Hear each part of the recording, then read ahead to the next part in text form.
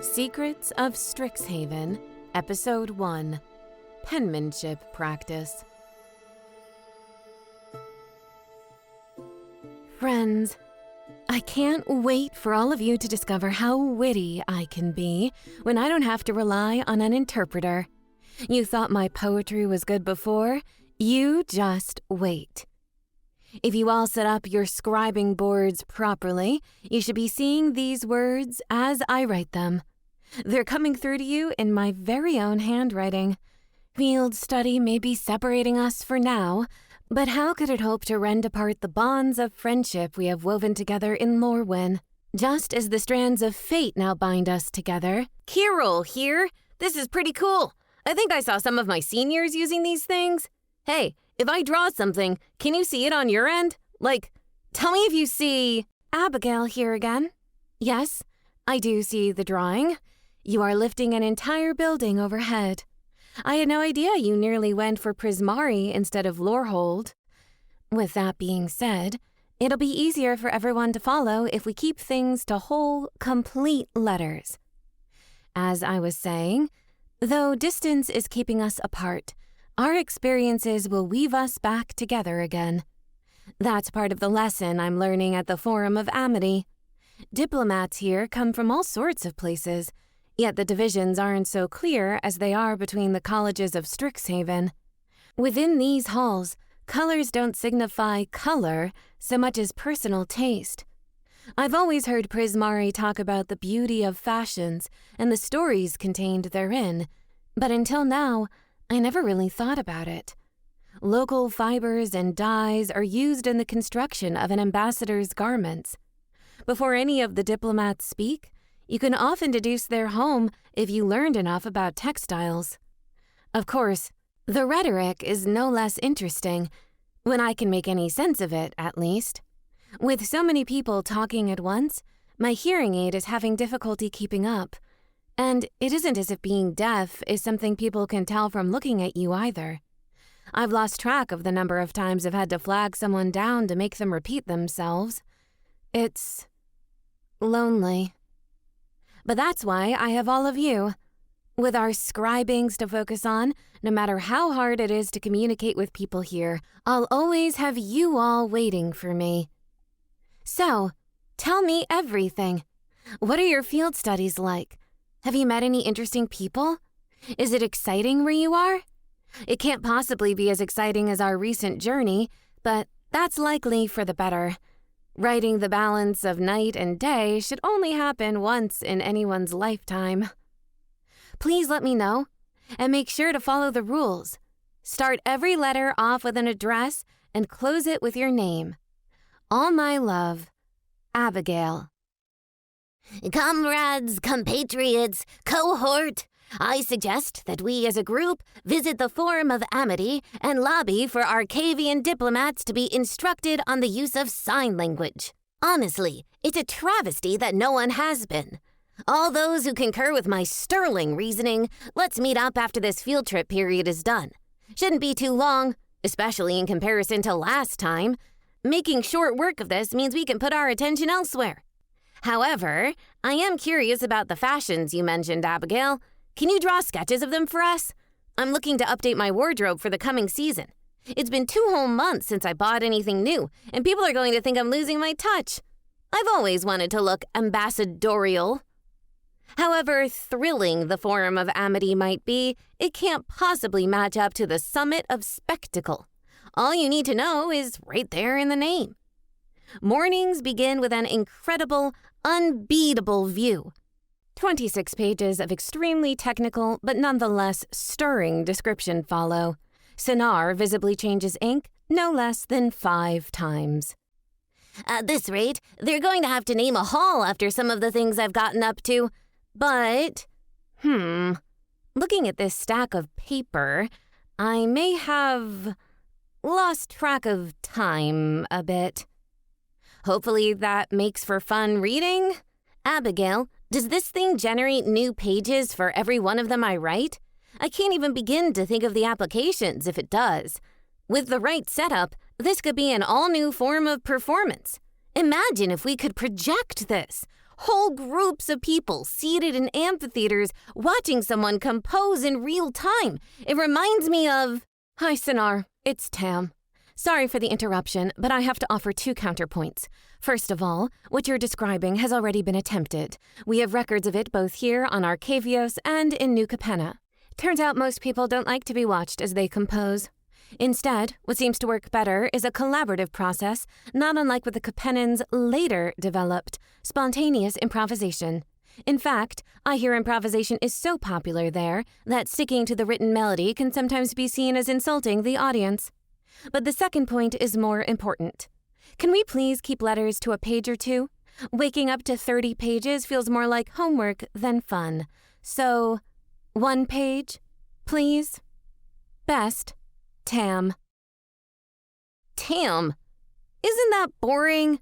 Sonar. Hey, everybody! It's your favorite Mage Tower ace, Kirill, here. Why keep things to 1 page? I mean, come on, you can hardly fit anything onto a single page. And speaking of reading, my professors say there's not going to be any of that involved where we're going. All the better for me. Keeps me nice and trim. They did say to bring as much note-taking equipment as you can possibly manage, though. Isn't that weird? No time to read, but plenty of time to write, I guess. We're off to the Fields of Strife. Best name of the whole bunch by far, even better than Sonar's, and I'll fight him on that. He'll lose. You would not believe the safety lectures they're giving us. We've got to attend no less than 5 before they'll let us on the trip at all. See, time and magic don't work the way they should over there. The place is haunted by all kinds of old warriors who are stuck reenacting old wars. But the wars aren't contemporaneous. It's centuries of war.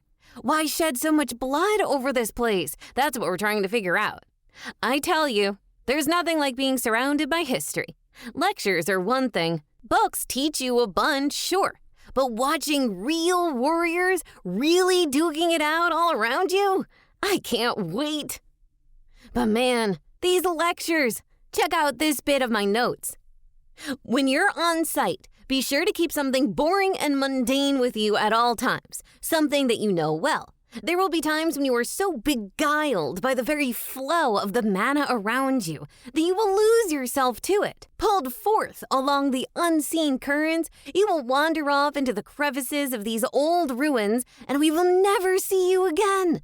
The best method for averting such tragedies is to bring along a memento, preferably a small, tactile item easily stored in a pocket.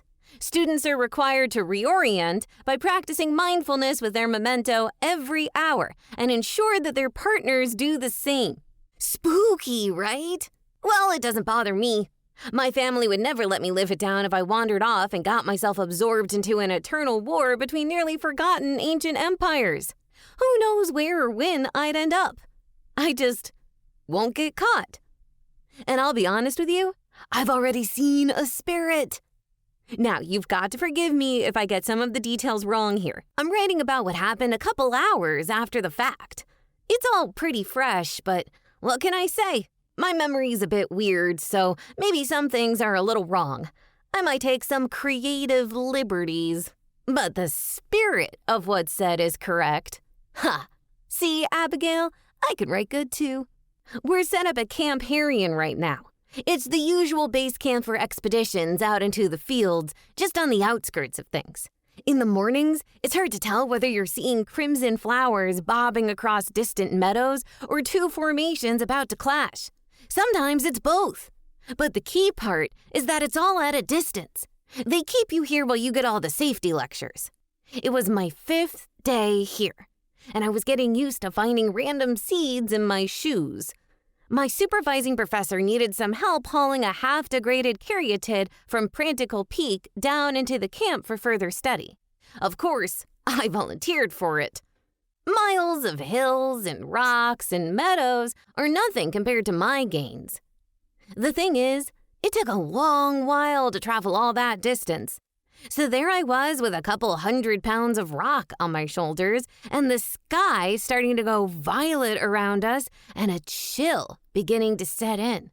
My fellow lifters, Mostly Owlin, but not all, were starting to flag. Probably because they had bad shoes. "Come on, we've all got one more hill in us," I said.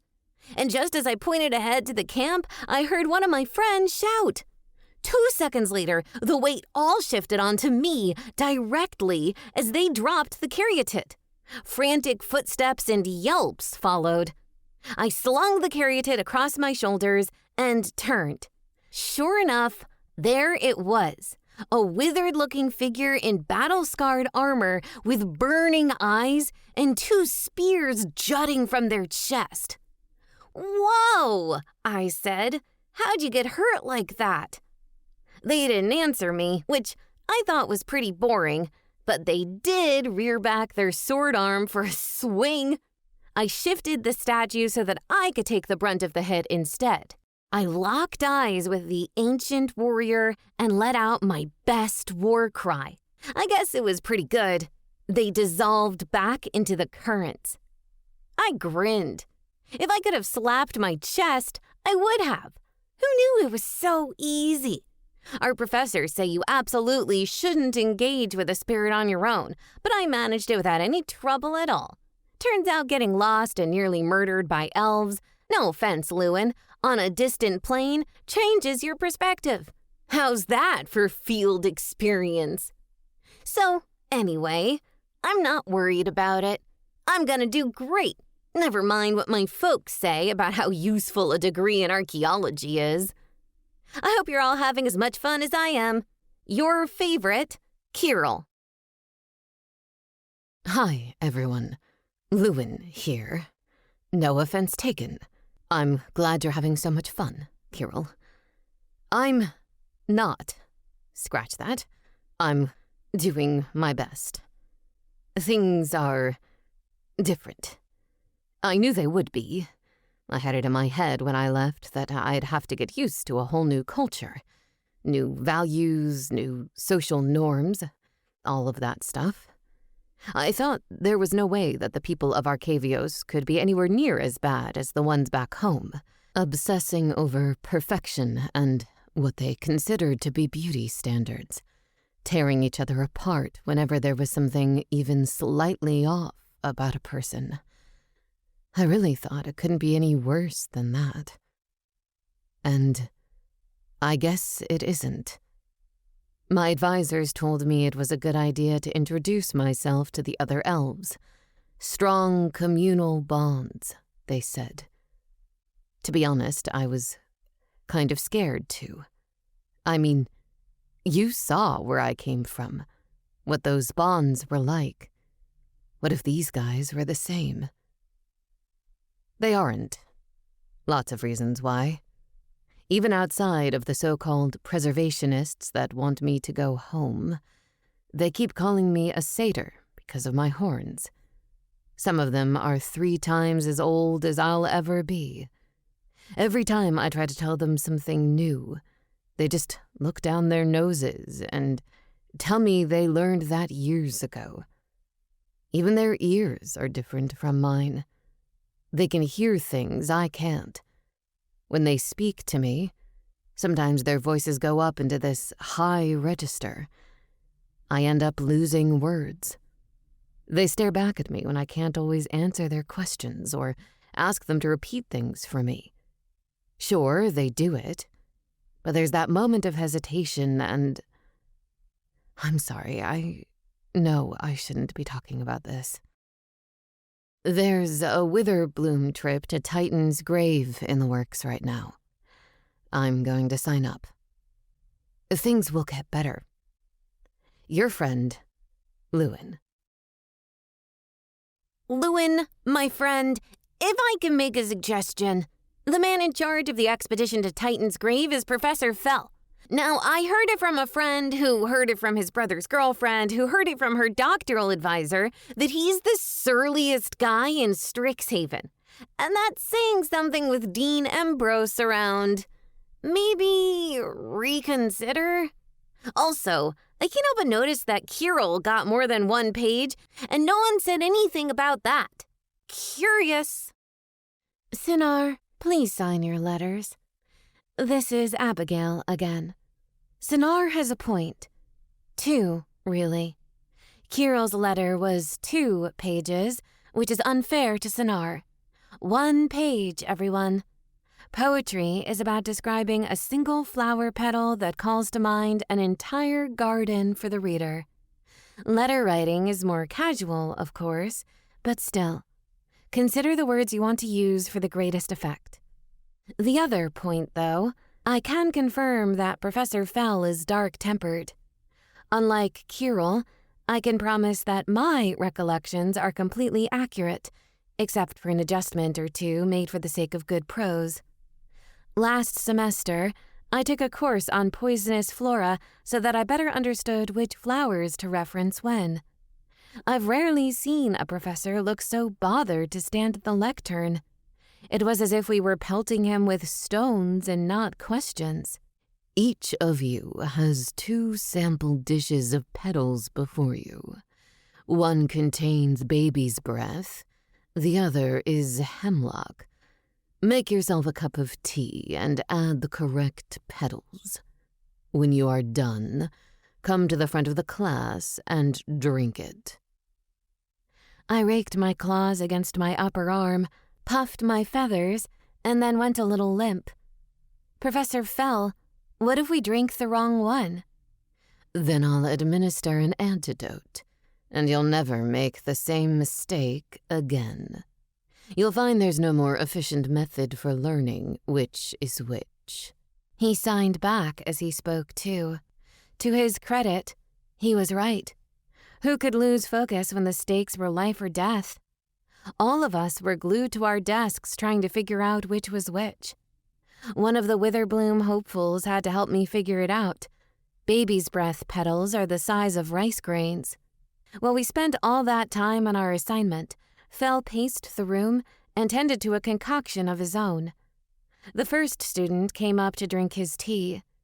A brave grin, countered by the shrinking of his pupils, was on his face as he tipped the cup. It wasn't until he let out a breath that we all did. The classroom broke out in cheers. Fell silenced us by shattering a vial of the antidote. There was no anger, only cool annoyance. It's good to see that one of you isn't here to waste time. The rest of you need to take heed of his example. The borders between life and death are as thin as the petals upon the water, thinner in places. I dropped out of the class that day. If you have a high tolerance for such behavior, then perhaps he'll be worth your time. But I'd caution you to be ready for his methods if you're going to study with him. Your friend, Abigail. P.S. I'm sorry the other elves are so disrespectful. I know just how disheartening that moment of hesitation can feel. If you ever want to talk about it, I'm here. Lulu, my pal. Fell is weird. No getting around it. My parents know him, and generally speaking, that's a bad sign for most people. Except to you guys. Meeting my parents wouldn't change anything for you at all. You're already great. I can try to write to them to see what they think, though. If you have the time to wait for a letter, it might be nice to have a second opinion. Also, the other students totally ratted on us having seen a spirit, so now I have to find an academic advisor for this trip, or else I'll lose my seat. Do you guys, know anybody? Because I can't have my folks following me out here. They're better where they are. The best, Kirill. Everyone. I wish you all the best in your adventures finding an advisor who can keep up with you, Kirill. Whether that's doable has yet to be seen. Easier to solve a system of 8th-order differential equations by hand than try for most people. But anyway, we have a lot to check in about. Luen, although there are elves on many planes, they aren't all the same. Lumping you in with them meant making some assumptions about you that I'm sure you didn't want. I'm sorry your advisors did that to you. I can't tell you how isolating it was for me coming over from Chandelar. Culture is a mutable thing. No 2 places will develop exactly the same way.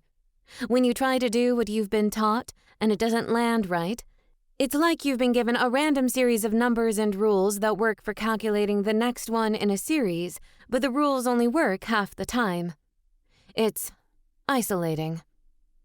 Now, Professor Fell isn't the sort of teacher who appeals to everyone.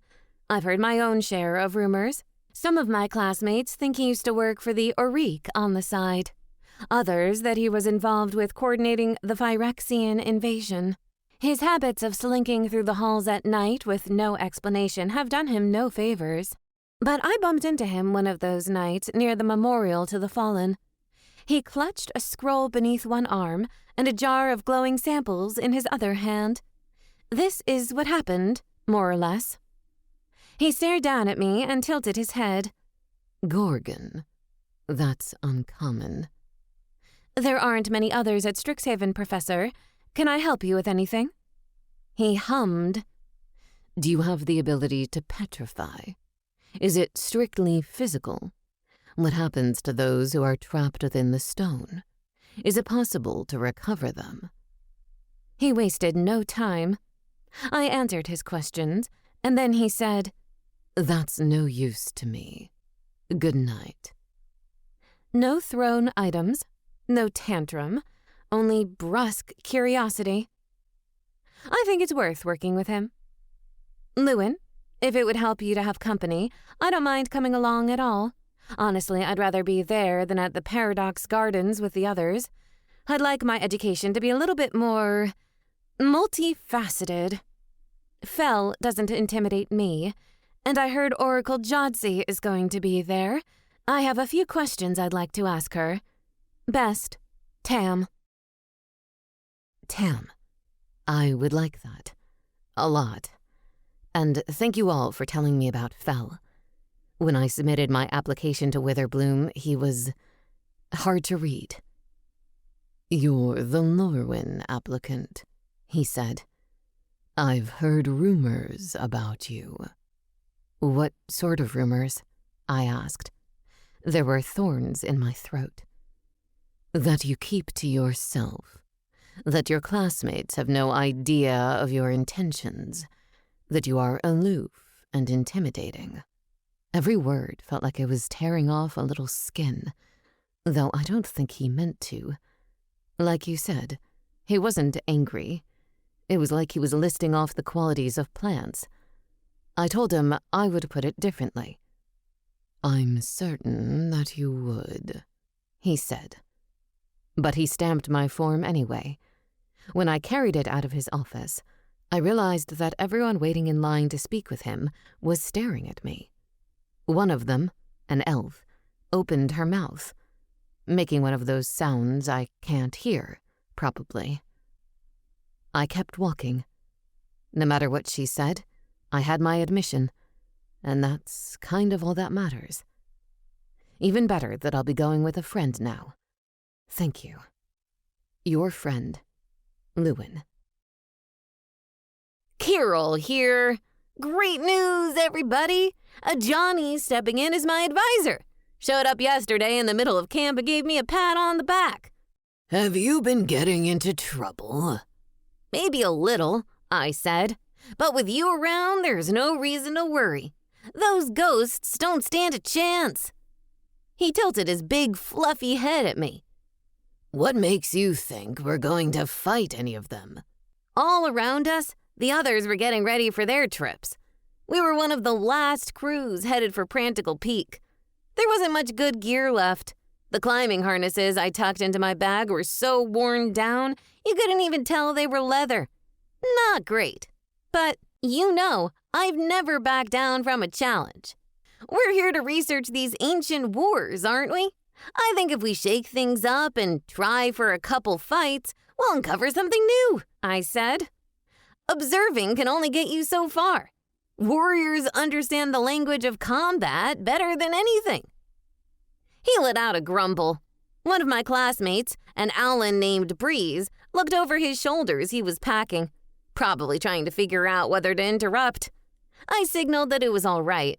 From the look on Johnny's face, interrupting wasn't going to get us anywhere. He was having himself a big think. As I started to wonder what exactly was making him look into the middle distance like that, he spoke again. He laid a great big hand on top of my head. When I was your age, Oh, I was really in for it. I thought similarly. It will be an honor to show you otherwise. Think you've got it in you, big guy? I said. In the spirit of horsing around, I tossed an elbow at him. I've got a pretty hard head, they say. Mine was harder, He said. He smiled. I'll look forward to the challenge, so long as you look forward to listening. Got your arguments sorted out? They need to stand up to peer review. He picked up a whole trunk's worth of supplies and set them on the caravan's cart. A guy like that? You'd think he'd have no trouble with it. But I heard him huff and saw a little twitch in the small of his back. To be honest, He said, stretching. I'm not sure. I thought I'd found the answers once, but I jogged over to help him. Did something happen? a lot of things. He said. Most too gruesome to share on a nice day like this. You could try me, I said. In Luen, we saw some pretty rough stuff. Things I never imagined. And that was from the very start. As I hefted the last of the trunks onto the cart, he caught my eye again. Luen was only the beginning. Do you know how planeswalkers activate their abilities? I leaned back against the cart. Come to think of it, I don't. Professor Vess was pretty tight-lipped about it. I don't talk to Professor Fell much. And besides Oko, you're the only other one I've met. He pulled himself up to sit on the edge of the cart. With a pat, he invited me to sit next to him, so I did. Trauma. What do you mean? Trauma is what awakens a spark. There are nights I lie up staring at the sky, wondering how many of us will never know what we are. The luckiest of all of us. He said. I wish them well when I think of them. I wish them more years of ignorance. I didn't know what to say. What could I say? Though there were plenty of people around, it was just me and him talking. I looked down at my feet and the ground underneath, and I wondered what had happened to the planeswalkers I knew. He must have known what I was thinking. I lost my brother, Jazal, the only member of our pride who cared about me. He died simply because he was my brother. There was silence, broken by the brays of the animals and the creak of wood. That must have been awful. It was, He said. And in its wake, I thought, much like you, that fighting was the only language a warrior could speak. I got the feeling that he was about to start on a story. He had that look to him. But that was when one of our field leaders showed up. It was time to get going. Before we left, before I ran off to get my stuff, I asked him, "Will you tell me more about your brother?" He said he would. Your friend, Kirill. Hey, everybody. It's Luen. Tam and I got to Titan's grave the other day. I thought the trip was going to be awful, but it flew by. I guess that's what happens when you have good company. The days back at school feel like a total crawl sometimes, but when we're passing the hours talking about fractals in nature, there's never enough time. And here's the weirdest thing. When I'm talking with Tam, other people don't mind talking to me. I can't tell you how many times someone came up to me on the way. "That Quandrix student, you two are friends?" "Yeah," I'd say. "Pretty good friends." "Why?" "I know it's unusual for one of them to be with us, but she wanted to keep me company, and she had some questions for Oracle Jodzi." "Keep you company? Why?" they'd say, or something like that. I don't know how accurate you guys expect me to be about this sort of thing. I know it's not the best solution. You don't have to tell me how conditional people's attention can be. But right now, it feels good. And it was enough of a first step that I felt comfortable taking a couple more. Oracle Jodzi was the one who greeted all of us when we arrived at Jawdock's Landing. Smiling bright as could be, I thought she was one of the most charming people I'd ever seen. I kept thinking how every single wrinkle she had amounted to hundreds, maybe thousands of smiles and laughs. What my people thought horrifying was beautiful when it came to her, as inviting as an unexpected path in the woods. "Welcome to Jawdock's," she said. "Now, I know you're all eager to get knee-deep in the dirt as Witherbloom students, but please make sure you're good and rested first. Pick up your gifts from the shops before you start your travels, and you'll have less to worry about on the way back. Trust me." Fel was next to her, book in hand. He didn't bother to look up from it. "Sign your name to the attendance roll before you dash off, or I will dock 50 points from your grade." "There'll be plenty of time to dock points later. Let them breathe first, Delian," said Jodzi. "Not if they're here for a purpose. All of this chintz," he waved his hand toward the rows and rows of shops, "is simply a distraction meant to part coin from their wallets and knowledge from their minds." The others were lining up already. Tam was ahead of me. The line moved quickly, but I kept catching people looking back toward Jodzi, whispering. "I didn't know they knew each other," I said to Tam. She shrugged. "I'm not surprised. Professor Fel is inquisitive." "Is that why you think he's not so bad?" I asked her. "Because the two of you are so much alike?" She didn't answer me, but she did give me a look. You know the one.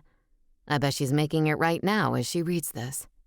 "I would like to say, for the record, that I respect Professor Fel." After checking in, our classmates scattered like dandelion seeds on the wind. Jodzi had been right. There were shops for just about everything you could want there. Miniatures of the Titan, of course, along with artisanal seed blends that cost 5 times their value. But there were other things, too. Chocolates in the shape of various fungi, stuff like that. Tam and I only checked out a couple of the shops. Something about them felt... Titan's grave is so beautiful, you know? A perfect unification of death and life. Verdant green springing up to reclaim something none of us remember. Grubs and insects feeding on the mulch of a dead giant. Birds eating the grubs. Seeing all that replicated in cheap stone and rubber was wrong.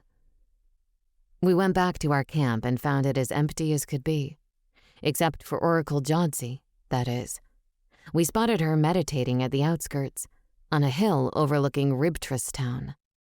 "Didn't you have some questions for her?" I whispered to Tam. "There's no one else here now. You've got your chance." "She's busy," Tam said. "I couldn't possibly interrupt. Who knows what would happen to the flow of mana around her if I did?" "You know, I think she cares more about the flow of knowledge," I said. Just as I was about to give Tam a friendly shove forward, I heard Oracle Jodzi laugh. "He's right," she said. "And I take it the two of you care more about this place than you do about gift shops?" "Honestly, I don't even know why they have gift shops here. Flowers make excellent gifts and they're free," I said. "A good head on your shoulders and a solid hold on your coin purse.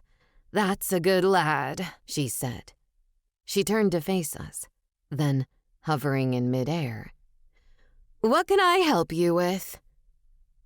We spent a few hours talking, just the 3 of us, before Fel showed up and chided us for wasting the Oracle's time. "It's never a waste to spend time with students," said Oracle Jodzi. Fel scoffed, but it seemed to placate him, at least for the moment, and he let us go without too much fuss. I think this might actually go well. Luen again. Spoke too soon. Yesterday, we finally visited Toadstool Copse. Unlike the rest of Titan's Grave, there aren't too many of the locals around the area. It's a delicate ecosystem working in complete cohesion, and you need clearance if you want to go poking around at it. Plenty of ruins about, too. Professor Fell provided clearance for us on the condition that we not squander it. I wasn't looking to upset him. In fact, I wanted to impress him. No one impresses Professor Fell. I got it in my head that if I pulled that off, no one would have any reason to question why I was here, or why Tam liked talking with me, or why Oracle Jodzi had bothered having a one-on-two conversation with me. Yeah, there's been a lot of talk. Fell instructed us to try and find something no one else has ever seen before, something that represented a step forward. My classmates focused on insects and flora. A fine bed, sure, but I needed something better. Whenever I found something unusual and asked one of the TAs about it, I found it was already in the records. Night was starting to fall, and if I didn't find anything in time, I didn't want to know what the punishment for squandering this opportunity would be. My shoulders slumped and covered in dirt. I let out a sigh. That's when I saw it. A little creature, some kind of plant animal. They were about the size of my palm, with 2 arms and legs and leafy striations all across their shape. I spotted them against the grass, thanks to a soft glow coming from their eyes. They held in their little outstretched hands a bit of bark, tilting their head this way and that. If I didn't know any better, I'd say they were studying a map. They stood beneath a mushroom, one that kept them from spotting me. I realized this was it. This was what I had been waiting for. There was plenty of information on Lumerets in our guides, but nothing about this. What was this little person up to? Growing up on Luen has its benefits. When it comes to forests, no one can move through them more quietly than I can. I crept behind the little creature as it scuttled from mushroom to mushroom. Each time, it would look down at the piece of bark before picking a new direction to go. 8 toadstools in, I finally saw the reason for all this. The creature had friends. Huddled around the base of a particularly stout oak, beneath a shelf of lion's mane, were a good 24 more Lumerets. When they spotted this one, all of them jumped up and waved their hands in the air. Imagine that. Hold it in your head for a second. Who ever heard of something so cute? And it spoke to a society, too. They had map-making, communications, maybe even... I couldn't help but think of tour groups. I turned and ran as quick as I could for Professor Fell. He greeted me with a raised brow and a stern face, as always. Luen, have you found something for me yet? I told him about what I had seen, about the Lumerets, about the way they were clearly communicating. They have no magic, he said. He snapped his book shut. How can you know that? They aren't in any of the records, I said. My face and ears were getting hot. They aren't in any of the records, because they aren't worth studying, Fell answered. Either keep surveying and return with something useful, or report for community service at the Clever Cricket. I imagine the children who visit for our daily magical demonstrations will be fascinated with your tales. It was like... I can hardly write about it. It just hurts. How could he say something like that? I spent all day looking and... Hey, Lulu. I don't think anyone else is up right now. It's just us 2. You aren't alone. I'm so sorry he said that to you. Will you tell me all about the little guys? They sound cool. And I can't believe anyone would dismiss a sentient species like that. They probably have their own history and stuff, you know? Their own families to write home to, their own education, their own everything. All of that's worth studying. Maybe one day we can even have them at Strixhaven. To be honest, today wasn't great for me either. Our first expedition was, well, I saw that spirit again, the same one from before. I know it was him because he called out to us when we saw him. "Defiler!" he shouted. "What right have you to intrude on my mission?" He hurled a spectral spear at me. As it sailed through the air in my direction, I want to tell you I broke it or threw it back at him or something like that, but since it's just us two, I'll tell you the truth. I was afraid. See, he looked like someone in my family, a cousin or something. I hadn't realized the first time I saw him, but there was this cut to his jaw and this shape to his brow that my cousins have. I was stuck in place when the realization struck me. What was I supposed to do? Fight back? Try to reason with him? Johnny was saying maybe warriors spoke other languages, but what about this one? Could I really talk when there was a 9-foot-long spear of ghost energy flying in my direction? Before I could figure out what to do, Johnny did. He slashed the spear in two, and in the same motion brought the flat of his axe down on the spirit's head. Suddenly, the spirit was just gone. Energy all dissipated, I guess. I didn't know if he would ever reform. It all happened so fast. One second he was standing at my side, talking with me about Leonin cultures, and the next... He looked at me when it was done. I could see the shame in his eye, but there was something else there too. A darkness. He rolled his shoulders. "Be more careful," he said. I was too shocked to say anything to him about it, but I'm telling you, and you're telling me, and we're both hurt, but at least we have each other, right? At least we have each other.